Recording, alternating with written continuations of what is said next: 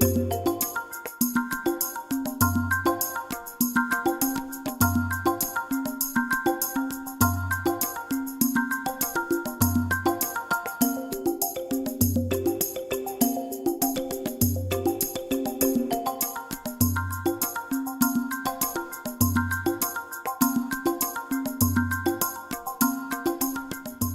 and welcome. Till now we have learned how to add different objects into the viewport and how to move those objects from one place to another, how to rotate them and how to scale them. In today's session we are going to see some basic techniques of animation. These techniques are very useful to enhance our animation and go to the realistic animation. So, let us start. Animation, this word has originated from a Latin word, that is anima. Anima means giving life to something. When we animate, what we do? Actually, we create several frames which are little bit different from one another. For example, if I want to animate a hand moving from this position to that position, okay, then what will I do? I will create several in between positions of this hand and I will run these all frames with 24 frames per second. So, I will get an illusion of movement, moving this hand from one position to another. Okay, that is why this technique is called as animation. Some senior animators from Disney Studios have documented their experiences and some basic techniques of animation in Illusion of Life. This book is like a Bible for every animator. They have written 12 principles which are very important to enhance our animation and go to the realistic animation. So, today we are going to learn one of these animation principle which is called as squash and stretch. So, let us start. Here are two animations, animation A and animation B. In animation A, you will see that ball is coming inside the frame, hitting the ground and going out. Same thing is happening in animation B. What is the difference in these two animations? Can you find out? Let us see these in slow motion. So, animation A in slow motion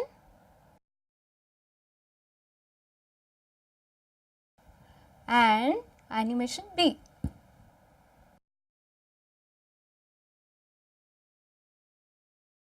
Can you recognize? Okay, let us see. There is a one frame having all the positions of ball. So, you can see clearly what is exactly the difference, what is happening in animation B. Here in animation B, you will find out that when ball is going to hit the ground and when it goes off, it is changing its shape. This is a deformation. Why this deformation happens? This deformation differs according to the softness of the material. For example, I show this ball which is very soft. If I press it with my hand, what is happening? It is deforming. Okay. If I press it like this or like this, deformation is happening. Why? Because material of this object is very soft.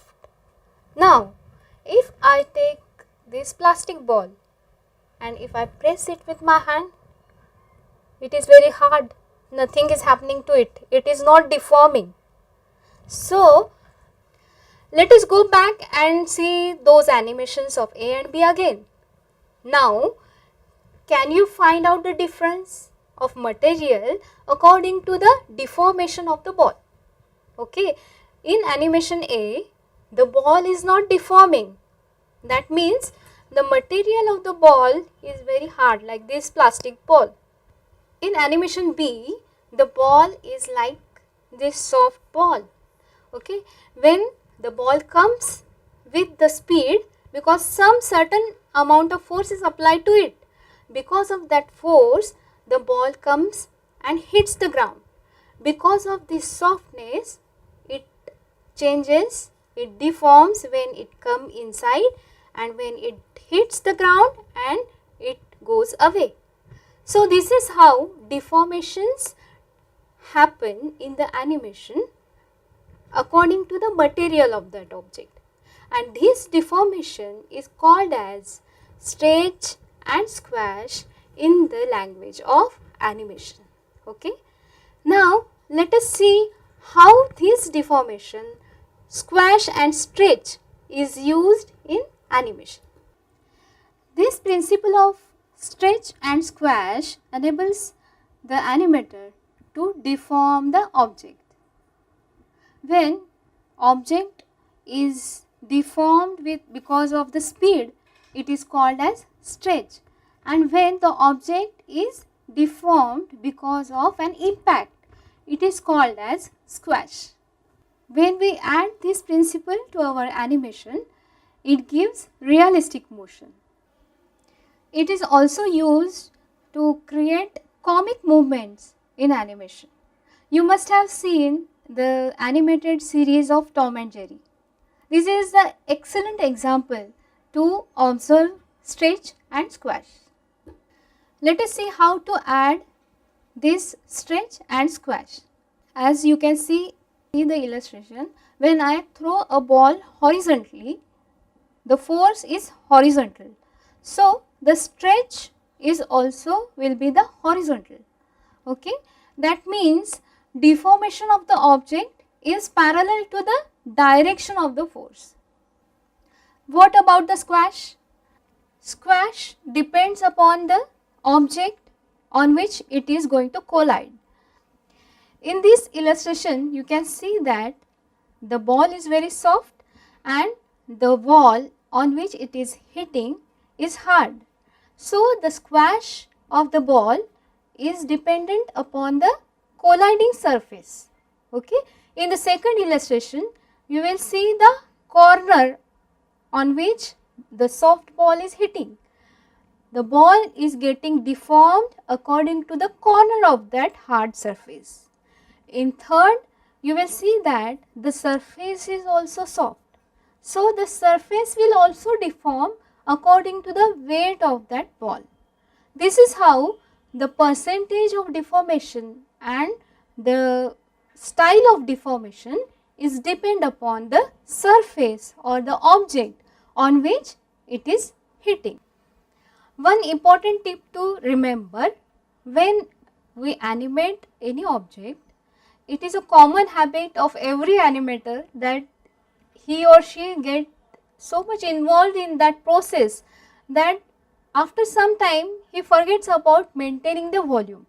So it is always preferable to see that how the volume is maintained or not.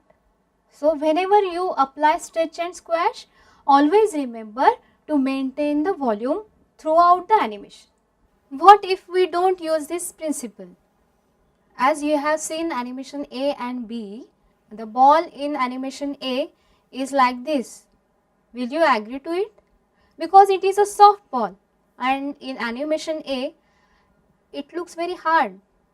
So this is how it gives misunderstanding about the material of that object. So it is very important to use this principle to give realistic effect of that particular element. So keep adding principles to your animation and make it more realistic. In future sessions, we will be adding some more principles. So keep watching.